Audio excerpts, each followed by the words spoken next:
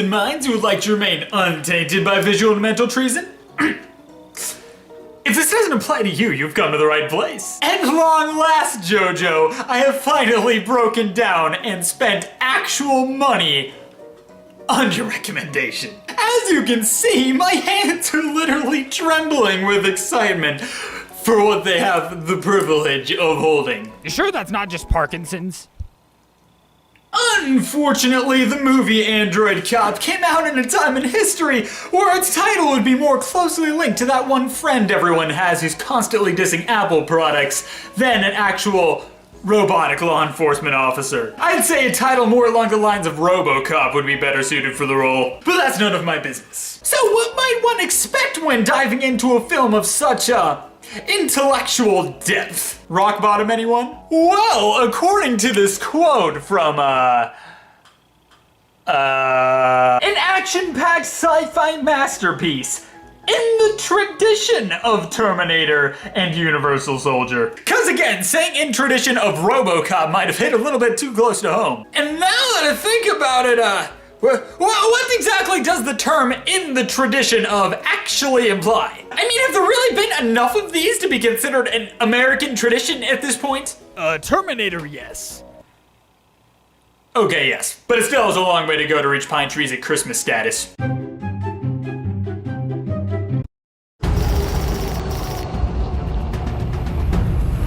And like that, you lost me. Allow me to be the first to introduce you to this Call of Duty character and his expendable sidekick. You think I'm bad at names and movies? You should see me at family reunions. What's so funny? You're dead. Well, might as well not waste any time with that. Separate the wheat from the barley, bro. I ain't paying for no non-essentials for more than 2 minutes of screen time. Yeah, so if you want to shoot him anytime soon, that'd be great. You know, on second thought, it is your lunch break. You go do that. Don't work for charity now. No hot diggity, more rookies to slay. Let's give the Grim Reaper his overtime. I'm gonna call this drop zone Leprotropolis. Or Detroit. This super SWAT team is after some person of interest in Leprotropolis, who committed some sort of offense against the New World Order and will probably be executed for it. After a fair trial, of course. Considering there is an entire city of exclusively sick people, it makes you wonder if these are just the people who couldn't afford a vaccine. On a completely unanticipated note in this movie, the fight choreography, actually doesn't suck. That's not possible. That's what I said! The group calls for backup after apprehending all but one person, who has a small handgun. They tried to stop him, but he had a gun. But instead of manpower, they receive 500 horsepower.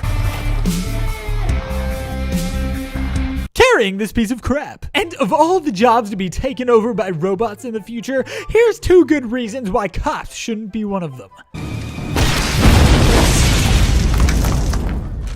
What will you do? You almost killed me. Negative. There is a 73% probability that this individual would have terminated you if I had not interceded. I followed all operational procedures. Yeah, but you followed them loosely. Would you like to file a complaint, Sergeant? So he files a complaint. In the tradition of government employees, which, much like all complaints, goes completely unacknowledged by all forms of management. Do you think I'd be happy to take a position anywhere near a machine? It's an android. Let's see. Android, a robot with human appearance. Webster. And as a cop-related movie would imply, a trained professional is forced to work with a less professional, i.e. someone who he doesn't like, i.e. Kevin Hart. And or this robot. Luckily, I already know they're gonna work everything out and become best friends in the end. So I don't really feel a need to finish the rest of this movie. You can turn the camera off now. I'm not gonna go ahead and say something embarrassing assuming you stopped recording. Bro, I stopped filming, I promise. The red light's still flashing. You win this time! Now some guy's about to off himself, and the director must have been like, Guys, we should totally throw some comedic bantering in here. I mean, gallows humor has so much untapped potential, am I right? And to that the design team said, Nothing, because they were already out the door. So they had to hire a new one, with considerably less moral value. So now, looking back, this is starting to turn into a reverse roleplay right along, where the seasoned veteran knows jack diddly squat about his own profession, and his fresh out of training partner has 12 PhDs and has a full recollection of both the shallow and the deep web like it happened 5 minutes ago. Really making me wonder why the human race hasn't been eradicated in this timeline by now, or if that's about to be addressed in the near future. But as we can see by this public display of law enforcement brutality in a public place, I'd say this guy has a shining future ahead of him in the war against the machines. Unfortunately, all intent behind this heroism is because he's a total dirtbag. Now, the overall direction of the plot, starting now, is that the equivalent to the president's daughter has gone missing, and for some reason this hot-headed mess is the only one who can find her. But she's right there. Pardon? She's lying right there. What's the holdup? Oh, would you look at that? Since this is the near future, and everything is difficult in the future, this woman's consciousness is actually inside of an android. Which is somewhere, which is not here, because her normal human body was in a less than desirable condition. In the tradition of Avatar, and probably Ghost in a Shell if I stayed watching it long enough for it to get supposedly good. I'm fast forwarding now. Last time on this. Good news! They found the missing person. Okay. Look, nothing to see here. Nothing to see here. That's not what I see. Oh no! A firing squad with a weapon equivalent of ghetto caveman. Robo-actor! Fix it! You have a hammer. I have a hammer too. Mine is better. Yeah! Justice! I have got to say, the Asylum has really stepped up their game in the costume design. Like, I actually want to pirate that mask. You know how you wouldn't pirate a car? As opposed to the usual, kill its entire race with an enormous meteor 65 million years ago. These superior cops have been doing some malicious activity behind our backs. Well, behind their backs, I mean. We're viewers, we can see everything. Heck, I wouldn't even know they had ill intent if it wasn't for this guy reminding me with an evil laugh every 5 seconds of his screen time. So we're faced with a direct confrontation. My money's on the main characters, how about you? Any bets for the antagonist? Don't look at me. Well, honestly, now I just feel bad. But wait! Why is this main character, who is so openly racist towards machinery of any kind, suddenly being controlled by a computer? You're one of us, Hannah. You're an android cop. Shut up.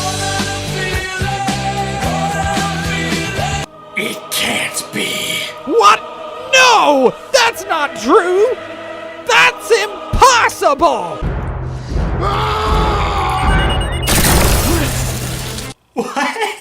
What? Holy crud, did that seriously just happen? Crisis avoided. Resume. Sorry, Mad Max, I want to drive. So, now that everybody important is apparently avatars, their regular bodies are now being held hostage by normal people. Who thought standard human bodies were A-okay for their consciousness? So now our heroes have a new mission. To take everything I loved and cherished about this film and utterly destroy it in 20 seconds or less. Alright, get going, you're on the clock.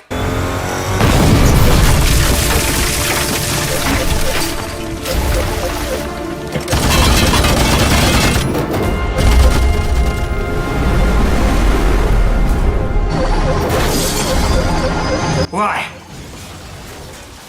What? It had so much going for it. Whose idea was it to do this? You didn't need to do this. Even this surprisingly cool slow-mo walking scene isn't enough to redeem what moments ago led up to it. That was their resolution. Splendid. Fantastic. Geronimo... whatever. But wait! Another twist! There's not another one! The main characters are dead! Beg your pardon? Apparently, the girl who survived wrote in her will to pull the plug, so everyone's dead! But wait, what about the actual RoboCop? Oh, he's just a machine. I mean, his life is vastly less superior than ours. I suppose you're right. Wait, no, stop, wait a minute. Nobody bet on the antagonist winning! Well, technically, there's still 5 minutes left in the movie. Oh! 500 uneven triumphs! You told me she wouldn't wake up. Did you do it? Why did you poison them? Shut it off! Shut it off! Uh-oh. What is this? Not looking good for you. I immediately regret this decision.